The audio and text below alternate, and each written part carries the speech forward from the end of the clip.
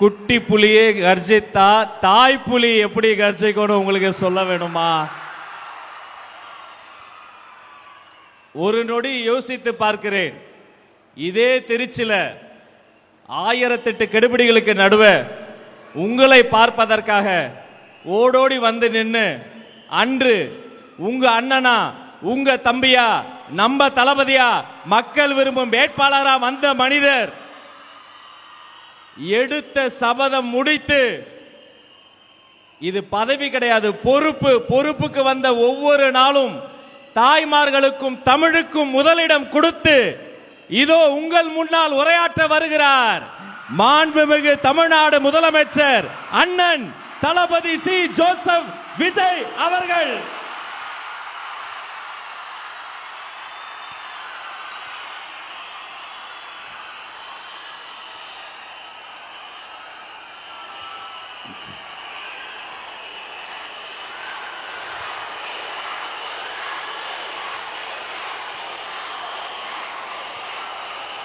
என் நெஞ்சில் குடியிருக்கும்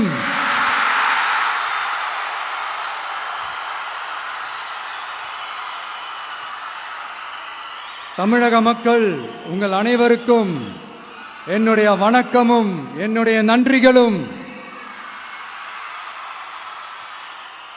குறிப்பா திருச்சி கிழக்கு தொகுதி மக்கள் உங்கள் அனைவருக்கும்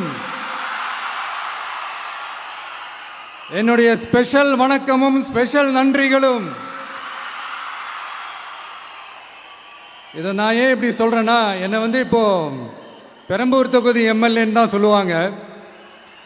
பட் ஆனால் அது எலெக்ஷன் கமிஷனோட அந்த சட்ட விதிகளுக்கு மட்டும்தான் அப்படி. ஆனால் என்னை பொறுத்த வரைக்கும், தமிழ்நாட்டை பொறுத்த வரைக்கும், தமிழ்நாட்டுக்கு எப்படி திருச்சி ஒரு இதயம் மாதிரியோ, அந்த மாதிரி என்னோட இதயத்துக்கு திருச்சி கிழக்கு தொகுதி மக்களும் ரொம்ப ரொம்ப ரொம்ப க்ளோஸ் தான். அதுல எந்த மாற்றமும் கிடையாது. சரிங்களா?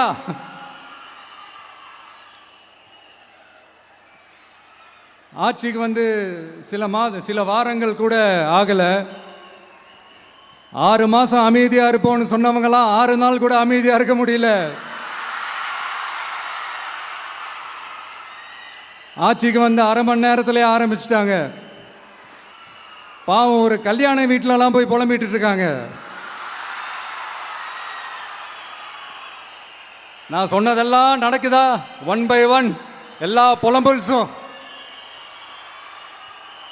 அது மாதிரி இத்தனை வருஷமா மாத்தி மாத்தி உங்களை ஏமாத்திக்கிட்டு இருந்த இந்த 2 பேரையும் வேண்டாம்னு சொல்லி ஒதுக்கிட்டு உங்களுக்காக உண்மையா உழைக்க வந்த உங்க விஜய, உங்க அண்ணன, உங்க தம்பிய முதல் அமைச்சரா இல்ல முதல் சேவகனா ஆக்கியிருக்கிறீங்க. தலை வணங்கி ஒட்டுமொத்த தமிழக மக்களுக்கும் இந்த நேரத்தில் என்னுடைய நன்றியை தெரிவிச்சுக்கிறேன். இந்த நேரத்தில் எங்களுக்கு ஆதரவு தெரிவிச்ச அத்தனை இயக்கங்களுக்கும் அத்தனை இயக்கத்தின் தலைவர்களுக்கும் மீண்டும் என்னுடைய நன்றியை தெரிவிச்சுக்கிறேன்.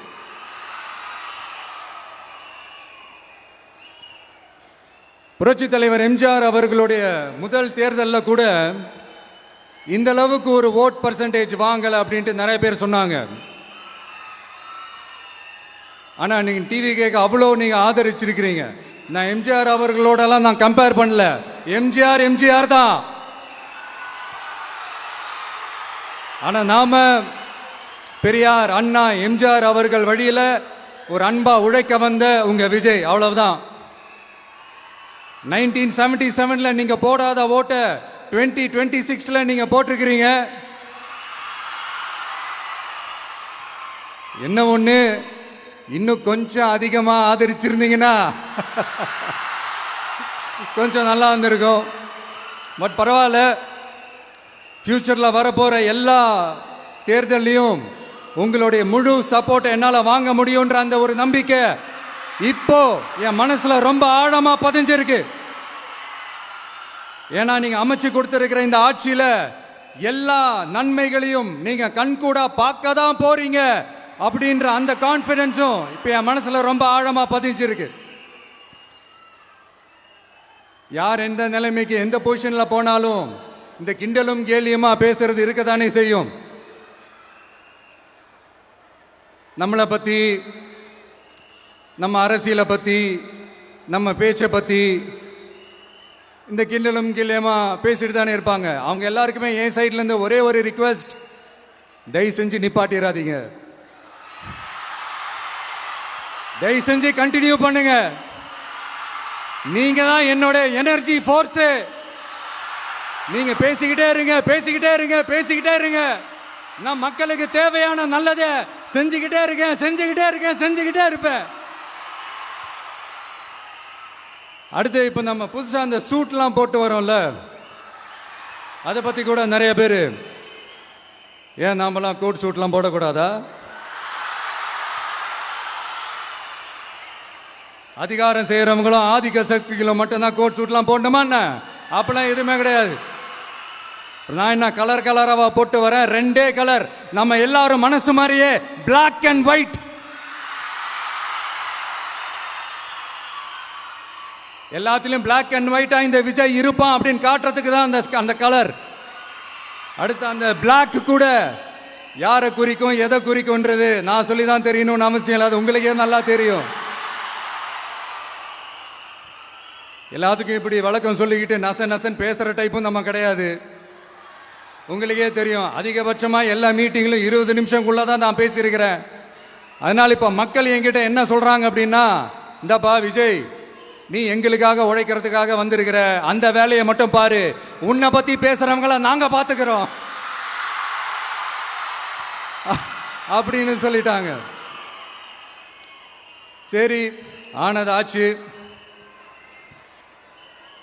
இப்ப என்ன, உனக்கு எதிரிகளே இல்லையா அப்படின்லாம் கேட்டா, அப்படிலாம் நான் சொல்ல மாட்டேன்.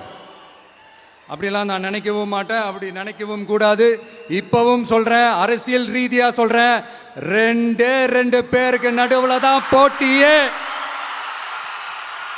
ஒன்னு இன்னொன்னு, எஸ், ஒன்னு டிவிகே, இன்னொன்னு டிஎம்கே. இதுக்கு நடுவுல வேற யாருக்கும் எந்த வேலையும் கிடையாது. ஏதாவது இருக்குன்னு சொல்றீங்க? எலெக்ஷனுக்கு முன்னாடியும் அவங்களுக்கு ஒரு வேலையும் இல்ல, இப்ப எலெக்ஷனுக்கு அப்புறம் சுத்தம்.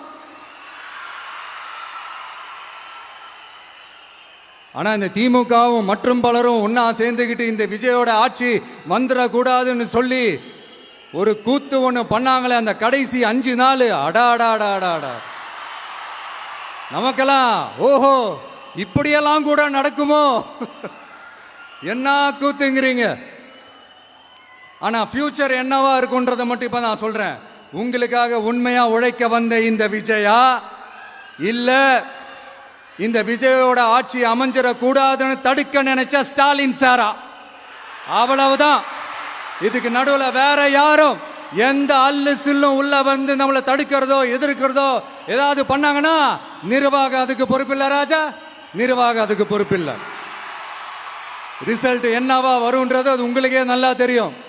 நம்மளை ஏளனமா பேசுறதா நினைச்சு அவங்களுக்கு ஆப்பு வச்சுக்கிறாங்க. திமுக நம்மளை தடுக்க, திமுக நம்மளை எதிர்க்க, திமுக நம்மளை அவமானப்படுத்த அத்தனையும் நமக்கு நன்மையே.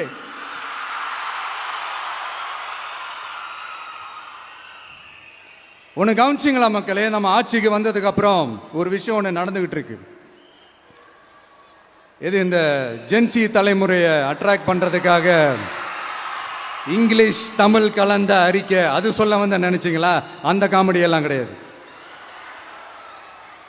அடுத்து இந்த ரியாலிட்டியை மறந்துட்டு இந்த ரீல்ஸ் போடுறது, அது சொல்ல வந்தீங்களா? அந்த காமெடியும் கிடையாது. இது சீரியஸா ஒரு விஷயம் நடந்துகிட்டு இருக்கு. முன்னெல்லாம் சட்டசபையில யார் பேசினா நமக்கு என்ன, யார் அடிச்சுக்கிட்டா நமக்கு என்னன்னு இருந்த கூட்டம்லாம் இப்ப சட்டசபையில என்ன நடக்குது, என்ன பேசிக்கிறாங்கன்றது ரொம்ப உன்னிப்பா கவனிக்கிறாங்க. கவனிச்சிங்களா? திமுக ஸ்டைலே சொல்லணும்னா ரீல்ஸ் போட்ட கூட்டம்லாம் இப்ப நியூஸ் பார்த்துக்கிட்டு இருக்கிறாங்க. அதுல நமக்கு சந்தோஷம் தான், பெருமை தான். நம்மளுடைய யங்ஸ்டர்ஸ், நம்ம பெண்கள் எல்லாம் அந்த அரசியல் என்னன்னு தெரிஞ்சுக்கணும், அந்த அரசியல் என்னன்னு புரிஞ்சுக்கணும்னு அப்படி ஒரு விழிப்புணர்வு ஏற்பட்டிருக்கு. அதுல எங்களுக்கு சந்தோஷம் தான். இதெல்லாம் யாரால நடந்திருக்கின்றது நான் சொல்லிதான் உங்களுக்கு தெரியணும்னு அவசியம் இல்லை, அது உங்களுக்கே நல்லா தெரியும். இப்படிப்பட்ட நம்ம தெய்வங்களை, இப்படிப்பட்ட நம்ம மக்களை தற்குறின்றது இன்னமும் சொல்லிக்கிட்டு இருக்கிறாங்க. நான் காஞ்சிபுரத்தில் சொன்னதை தான் இங்க நான் திரும்பவும் ரிப்பீட் பண்றேன். நீங்க தற்குறின்னு சொன்னீங்களே, அவங்க தான் உங்களோட அரசியல் வாழ்க்கையே ஒரு கேள்விக்குறி ஆக்கி இருக்கிறாங்க. கேள்விக்குறி ஆக்கிட்டாங்க, இன்னமும் ஆக்க போறாங்க. அன்னைக்கு நான் சொன்னப்போ சிரிச்சவங்களாம் இன்னைக்கு என்ன பண்ண போறாங்களோ? உண்மையை சொன்னாதான் அந்த கூட்டத்துக்கு கசக்குமே. உண்மையிலே நீங்க மக்கள் மனசை புரிஞ்சு வச்சிருந்தீங்கன்னா நீங்க இப்படி மக்களை தப்பாவே பேசியிருக்க மாட்டீங்க. அது என்ன, அப்புறம் அரசியல் புரிதல் இல்லாம மக்கள் நமக்கு ஓட்டு போட்டுட்டாங்களாம். இந்த கவர்ச்சியில மயங்கி மக்கள் நமக்கு ஓட்டு போட்டுட்டாங்களா? நான் என்ன, சரி விடுங்க.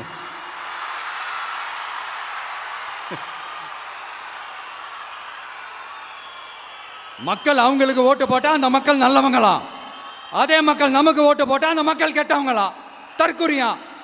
இதே மக்கள் தான் இத்தனை வருஷமா உங்களுக்கு ஓட்டு போட்டுட்டு இருந்தாங்க. உங்களுக்கு மட்டும் என்ன, வேற ஏதாவது பிளானட்ல இருந்து குதிச்சு ஓட்டு போட்டு போனாங்களா? தற்குறியாமா? தற்குறி நல்லா வருது, வேணான்னு பாக்குறேன். எங்க அண்ணன் விஜயகாந்த் அண்ணன் சொல்ற மாதிரி, அண்ணா அவர்கள் ஆரம்பிச்ச கட்சியை ஒரு அடிமை கூடாரமா ஆக்குனது யாருங்க சார்?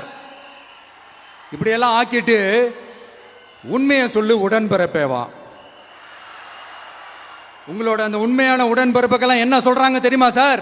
திமுக இப்படி ஆனதுக்கு காரணம், அந்த காரணத்தை வெளியிலலாம் போய் தேடாதீங்க, உங்க குடும்பத்துக்குள்ளேயே கேளுங்கிறாங்க.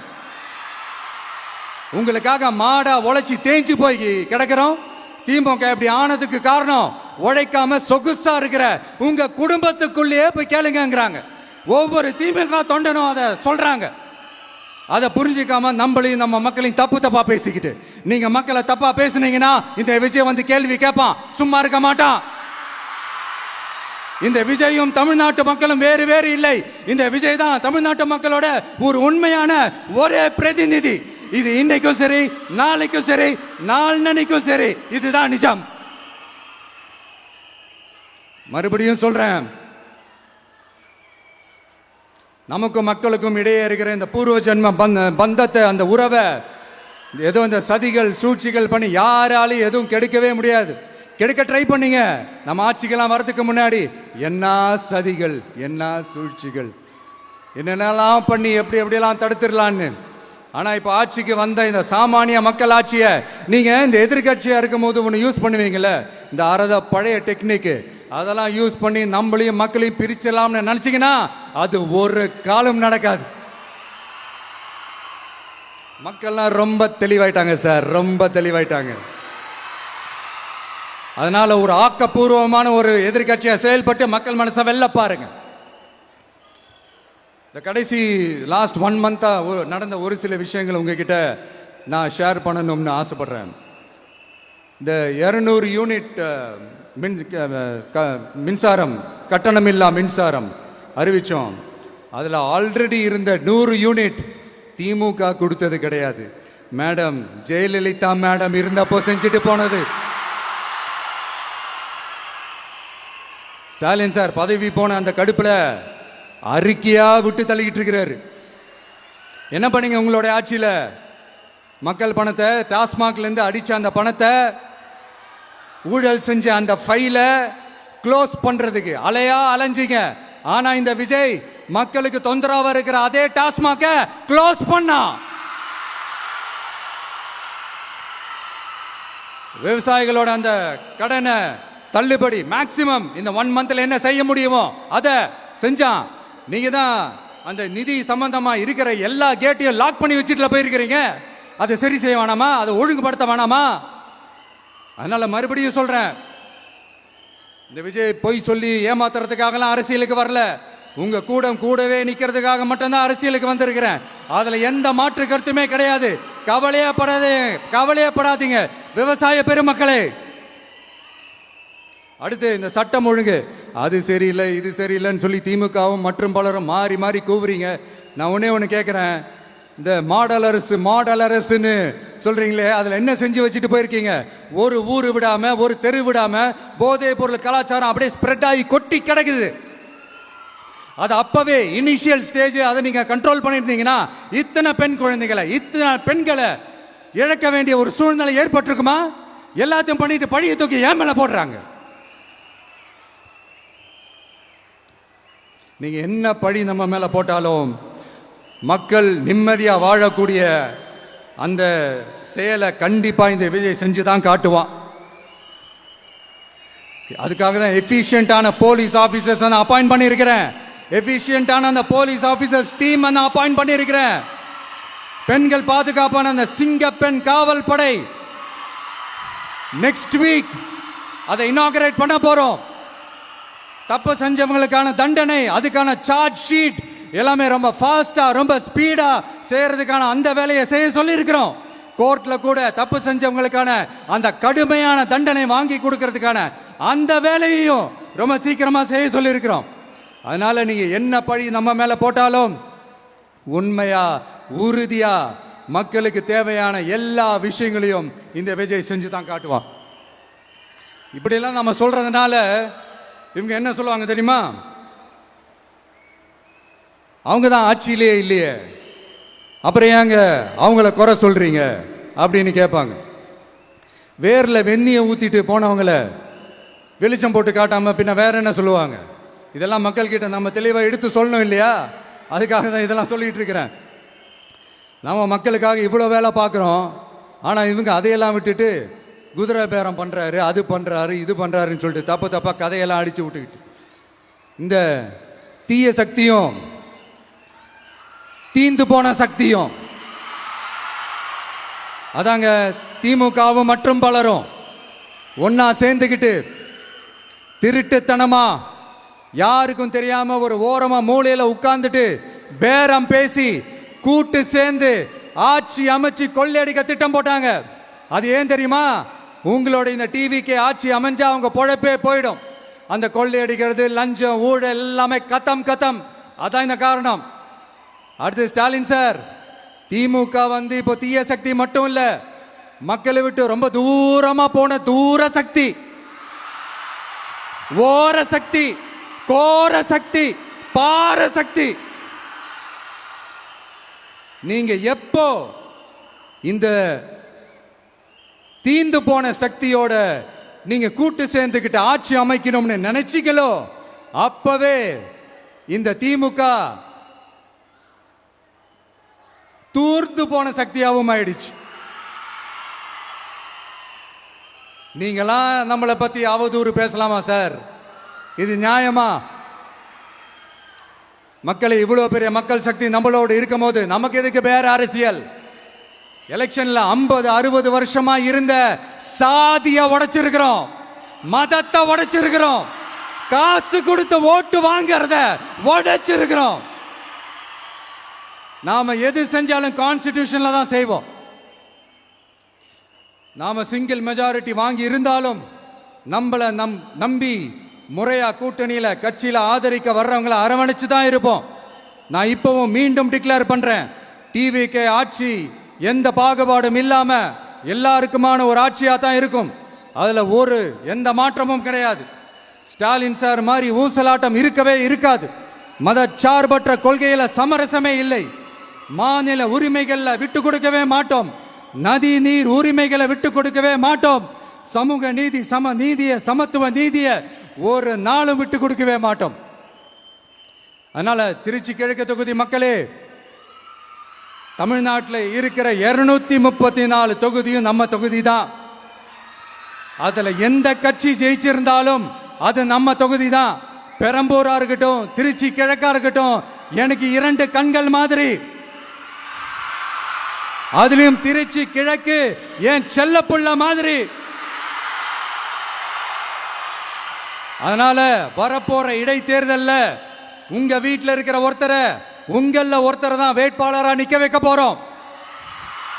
நீங்க எப்படி இந்த விஜய்க்கு ஆதரவு கொடுத்து ஓட்டு போட்டு ஜெயிக்க வச்சீங்களோ அதே மாதிரி வரப்போற இடைத்தேர்தல்ல உங்களுடைய அந்த வேட்பாளரையும் ஜெயிக்க வைப்பீங்கன்ற அந்த ஒரு நம்பிக்கை நான் முழுமையாக தான் நம்புறேன்.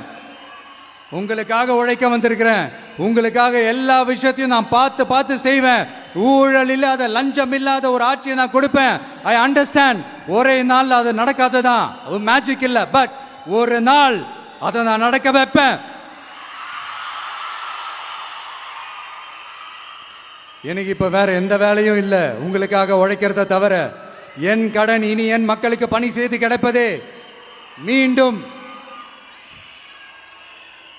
என்னை ஜெயிக்க வச்ச தமிழக மக்களுக்கும் திருச்சி கிழக்கு தொகுதி மக்களுக்கும் மீண்டும் என்னுடைய நன்றியை தெரிவிச்சுக்கிட்டு கான்பிடண்டா இருங்க, நல்லதே நடக்கும், வெற்றி நிச்சயம். மீண்டும் சந்திக்கும் வரை நன்றி, வணக்கம்.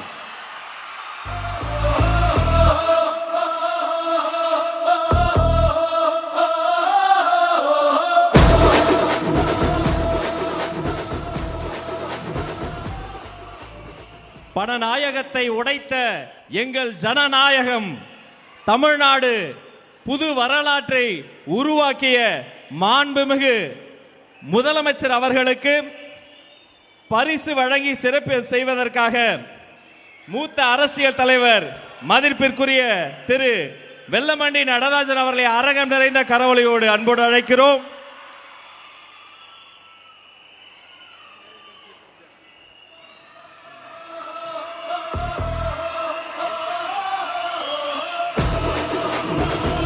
அவரோடு சேர்த்து திருச்சி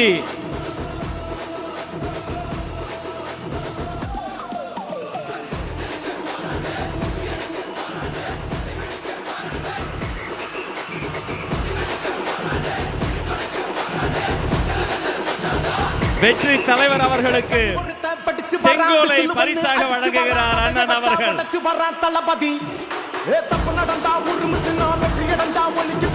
அவரை தொடர்ந்து ஸ்ரீரங்கம் சட்டமன்ற உறுப்பினரும் மாண்புமிகு அமைச்சருமான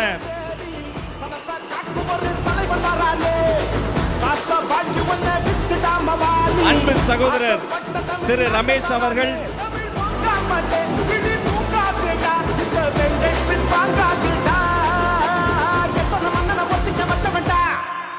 நான் தன்னந்தனியாளு நீயால நம்ம பாரு கொஞ்சம் நவுந்தேனா நீங்க எட்ட கோடி பேரு. மலைக்கோட்டை மாநகரும் ஸ்ரீரங்கத்து கோபுரமும் ஒன்றாக காட்சி தரும் அந்த ஓவியத்தை பரிசாக வழங்குகிறார்.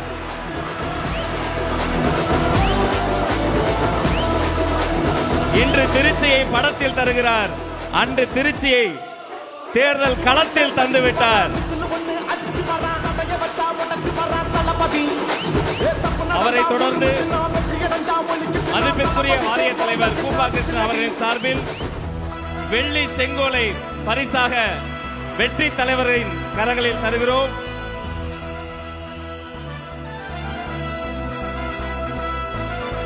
நம்மிடமிருந்து விடைபெறுகிறார் மாண்புமிகு தமிழ்நாடு முதலமைச்சர் அண்ணன் C. Joseph Vijay. Thank you so much sir. நன்றி.